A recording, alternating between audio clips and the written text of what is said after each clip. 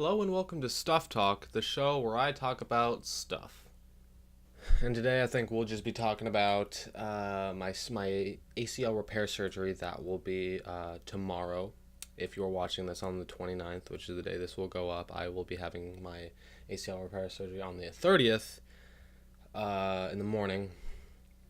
And I also wanted to give my thoughts on E3 because me and my brother went to E3 and it was an amazing time, and I haven't sat down and talked about it, so I realized I'd fit it in with this. So yeah, we're having ACL repair surgery. My ACL is completely torn, which it still surprises me because when I had the initial injury in the rugby game, I just got tackled from the left, and the defender, I guess, just put pressure on it and it twisted a bit. I really honestly don't remember. All I knew is that I got tackled from the left, and when I was on the ground, I was kind of just there, and I couldn't really move my leg that well. And it's interesting because luckily nothing else, as far as I know now, as far as the MRI has shown, that nothing else is damaged, just my ACL, so no MCL or meniscus or whatever. All the other tendons and ligaments in my knee are completely fine, which is surprising because usually when people get knee injuries, they tear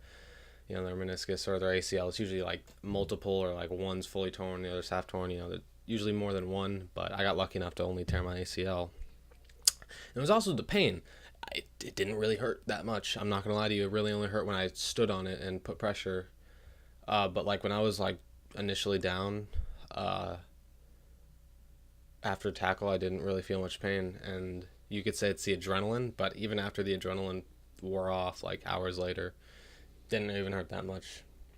And when I keep watching videos of other, professional sports players, be it any sport, basketball, soccer, American football, anything, they always are just writhing in pain. Now, I don't know if that's because, like I said earlier, they tore more than just their ACL, but it just when you see Derrick Rose go down for his 19th knee injury, it looks really painful, and it was just confusing to me that it wasn't that painful for me. I don't know what the circumstances were different between mine and theirs, but it still surprised me. The surgery, I think, is about 2 hours, they said, because they're not just going to be repairing my ACL, they're also going to be checking all my other ligaments and tendons to make sure those are actually intact and all nice and tidy. Yes. When I had my appendectomy, appendicitis, and I had my appendix removed, that's when appendectomy is, in 2012, I was already in the hospital the day of my surgery, and I think part of the day before. So, and that my surgery was at night, so I couldn't eat the entire day. Not that I had an appetite or anything, because obviously that's major stomach pains. Your appendix is in your stomach area, and I just couldn't eat. Even after the surgery, I just couldn't eat. You just have no appetite. That was the worst pain I've ever felt, was the pain before and after my surgery.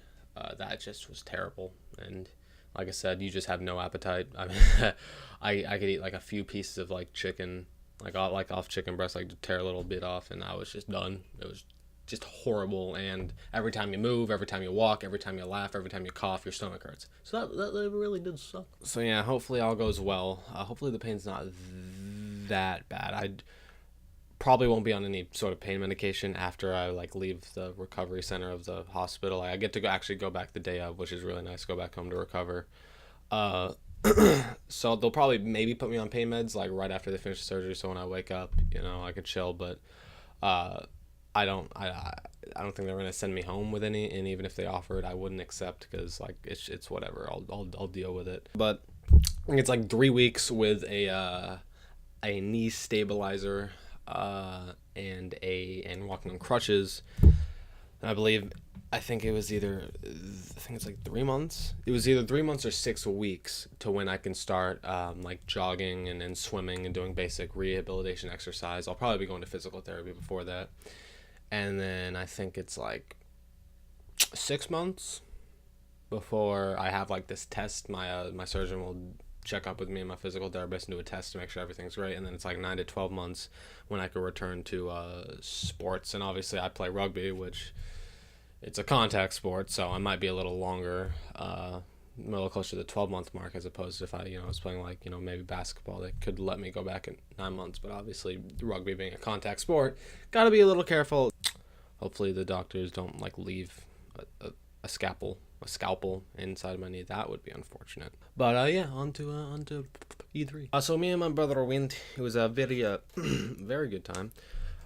We played a lot of games. I think we played a total of 6 or 7 games. Let me count. Okay, so day 1 we played Dragon Ball Fighters and Marvel vs. Capcom Infinite. We played Dragon Ball Fighters twice.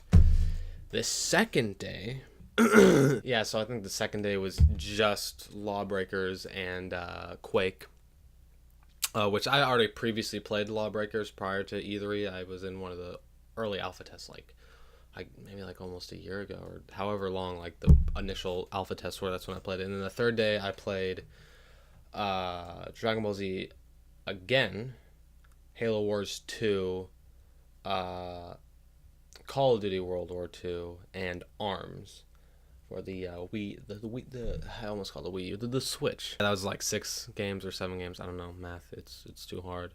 Okay, just let me chill. By far, my I'm gonna have 2 games of the show just because personally they were just even. Like I couldn't really pick one over the other. They were both incredibly great, enjoyable games. Call of Duty World War 2 and Dragon Ball Fighters will be taking at least my number 1 spot on a tie for my favorite game there, because that was I got to play Dragon Ball Fighters 3 times, 2 times against my brother and 1 time against a random person. I won all 3 times because Majin Buu is just a god. He's very strong. He's very good and very, very, very fun to play. I can't speak right now. I'm very tired. I'm sorry if I'm a little monotone in this video. But the game was amazing. You could not even be a fighting game fan. You could not be a Dragon Ball Z fan.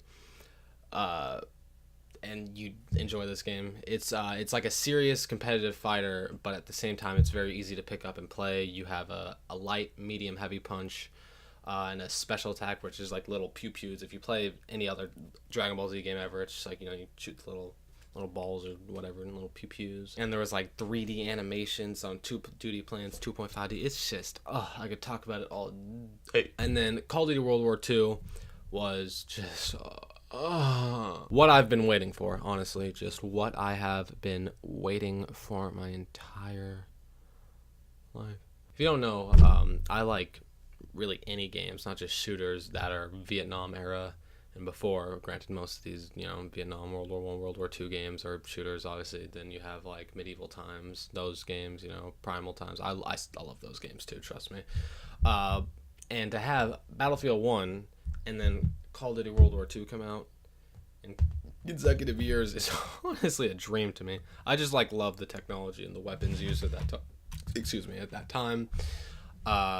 And especially in Call of Duty, since we've had, not the best games released in the past 4 years, mainly in the future, and the exo suit variety and the specialist. This is exactly what I wanted, and this is the first COD in a long time that's actually innovated and changed gunplay and feels different. The map design, at least for me, it seemed great. They ditched the whole, we have to make every map the classic 3-lane map design. Every map's got to be exactly like Dust 2, and just made it like a Call of Duty map should be, which is just close quarter chaos nonsense. And it was great. Like the TDM map was just like the middle of the map was just a bunch of trenches like intersecting each other, and there was like the outskirts where there was a few buildings. It was great. It was just chaotic nonsense, which is exactly what Call of Duty should be. Then you had like a whole division system, which to put it into simple terms, kind of like how Battlefield classes work, where weapons are tied to certain classes and bonuses and whatnot, but not like Battlefield classes. They're very different. Put it in simple terms, like the air support division had the SMGs, the Thompson, the MP40, which were in the game, which, by the way, those guns were amazing. A suppressor that you could put on and take off on the go, just in the middle of the game, whenever you want. And then perks are also tied to them, so I think they had like marathon, so you could sprint longer or sprint faster or whatever it was. I also got to see the GOAT, the man, the myth, the legend himself, Larry Herb, Xbox Live's Major Nelson. I saw him there. He was there.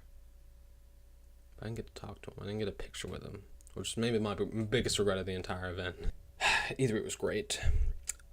This video is just like every other stuff talk I've had and every stuff talk I will have. It's just rambling, monotone, me. Probably could have gone more into in-depth and talked about more if I just was a better speaker and got through like subjects and what I wanted to talk to faster and more efficiently. But I just don't want to make the video too long, and it's my own fault. I get better. I'm a bad talker. I try to like enunciate as well as I can, but it's just I can't always. I'm doing it as I'm trying to explain. I know what I want to say in my head. I just can't translate that into languages that you understand, mainly English, because that's the only language I speak. So that's going to be the end of the video. Hope you guys enjoyed it. Thank you so much for watching. If there's any games you guys want me to play, as always, let me know in the comments or tweet me or whatnot. Any suggestions, any tips that I can do to make my videos better. Always open to criticism. Also, anything you want me to talk about in the future, literally anything. That's why I have this series, Stuff Talk, so I just leave it very open and vague, so I could just talk about anything. Like I finish a movie, I watch a movie, or finish a season of a TV show, and I can just talk about it. So yeah, I'm actually currently watching the new House of Cards season, and so far it's very good, very good. So if you guys want to see a Stuff Talk on that when I finish it, let me know in the comments. So yeah, that's gonna be the end of the video. I've rambled on for too long. I don't know how long this video is gonna be. Probably longer than I wanted to. But yeah. Hope you have a very fettuccine day, as I like to say, as I don't know why I say, as I cannot do a normal outro like a normal person.